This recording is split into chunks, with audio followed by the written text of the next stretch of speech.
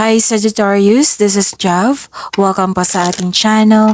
At ito ay inyong Daily Gabay Tarot Reading for May 8, 2025. Kung naka-resonate kayo, comment down. Kung hindi kayo naka-resonate, ibigay niyo po sa iba kasi general reading po ito. This is for you, Sagittarius.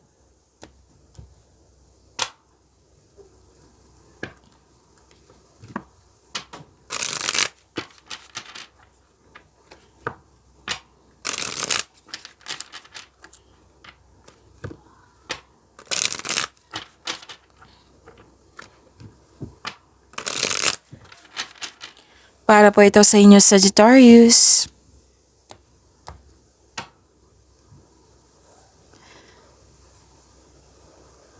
Maraming salamat po sa inyong patuloy na suporta at maraming salamat din po sa mga hindi nag-skip ng ads. Gamitin ang reading na ito bilang gabay lamang. Sa mga hindi pa nag-subscribe, subscribe na po kayo at click bell notification para malaman nyo na may bago tayong video. Para sa mga gustong magpa-reading, comment po kayo ng personal reading. Again, comment kayo ng personal reading and check my reply sa comment section.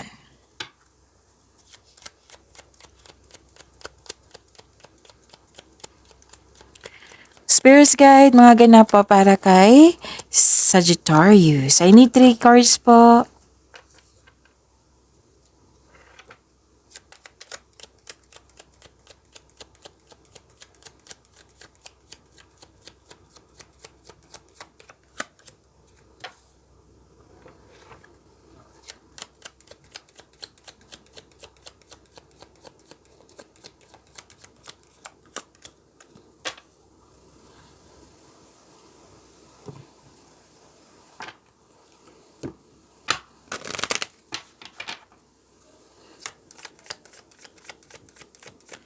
Spirits Guide, mga mensahe po para kay Sagittarius. I need 2 cards po.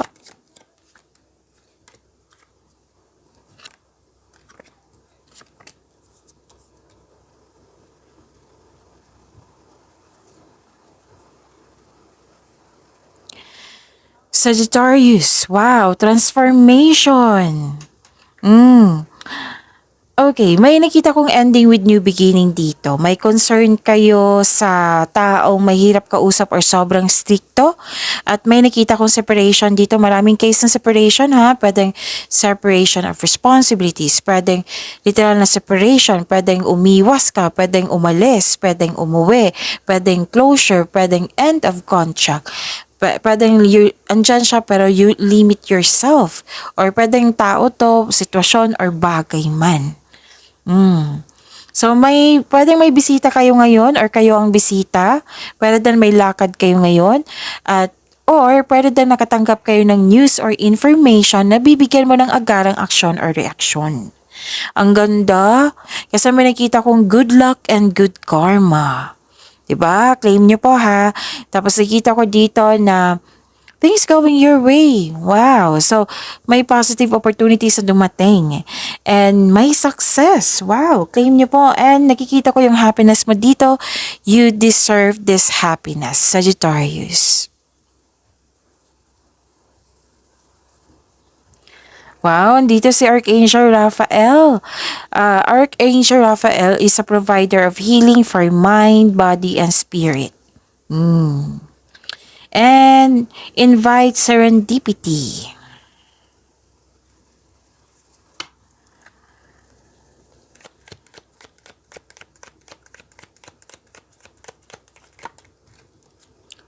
So this is your energy.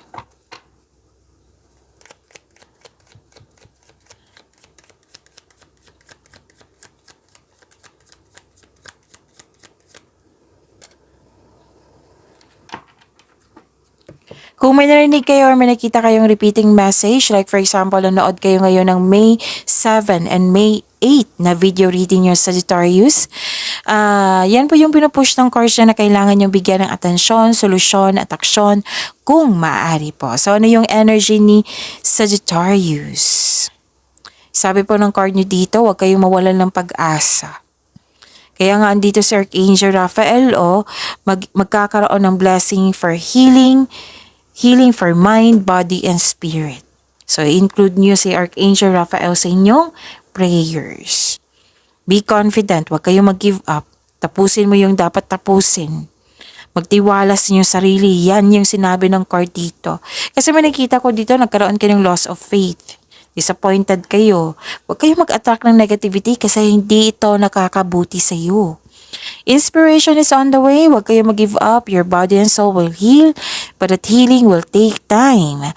So the advice is be inspired, dreams do come true. So sa mga nawala ng pag-asa dyan, lalo na sa pag-abot ng iyong dreams sa buhay, sabi ng card dito, all your dreams are coming true. Basta magtiwala at bigyan din ng aksyon.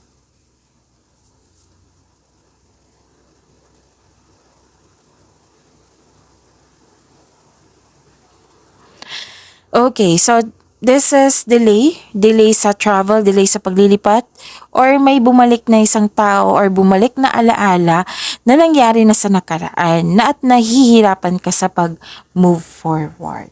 So ito yung dahilan, it might be ito yung dahilan na nahihirapan ka to move on kasi nasaktan ka or nahihirapan or nabibigatan. Okay, so yun. Healing for mind, body, and spirit, claim nyo po ito.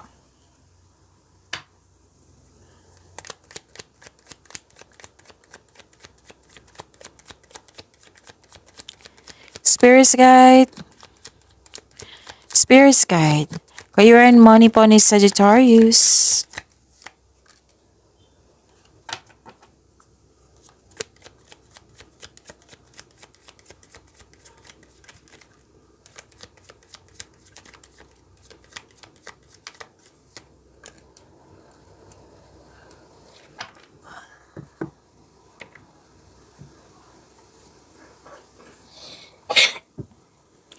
Okay, so this is may concern kayo sa isang tao na hindi marunong magbigay halaga. Maaring sa mga ginagawa niya, naapektuhan kayo, lalo na sa inyong emotion, naging hindi stable ang inyong emotion. Or may offer sa inyo na leadership role na nagkaroon ka ng takot or may alinlangan ka na tanggapin ito. Kahit nang iba ay naghihingi sa'yo ng guidance. So mag-ingat din sa communication mo sa ibang tao. Baka may masabi ka na hindi maganda sa kanila. Oo. Or it might be wala sa mood yung tao tapos nagsalita ka tapos yun, na bad trip siya. O baka hindi niya naintindihan yung ibig mong sabihin. Or nireject mo yung agad yung tao na gusto makipag-usap sa iyo.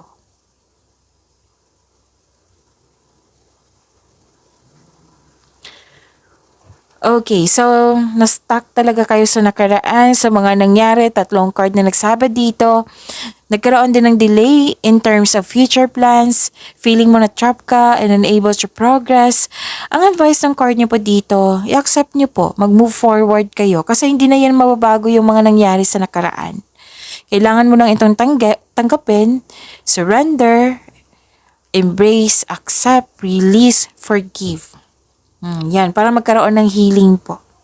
The past cannot be changed. Kailangan mo lang itong tanggapin na nangyari. Lahat naman ng pagsubok po ay may naiwang aral sa ating buhay.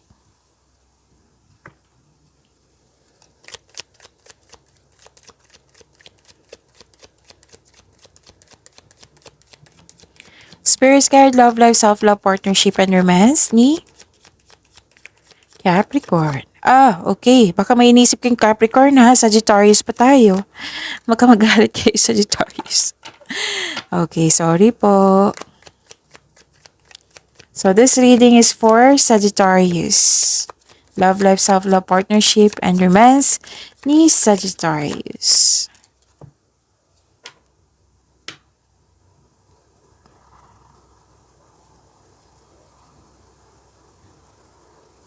Okay, so this is para sa mga marelasyon sa buhay mag-asawa, gusto nyo bumukod, gusto nyo may project para sa pag-level up nyo.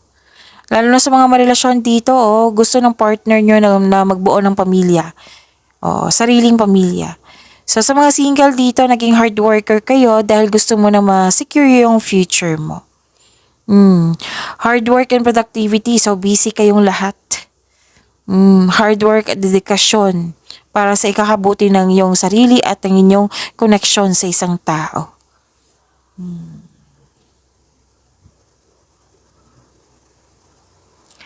At nakita ko rin dito na nagkaroon po ng...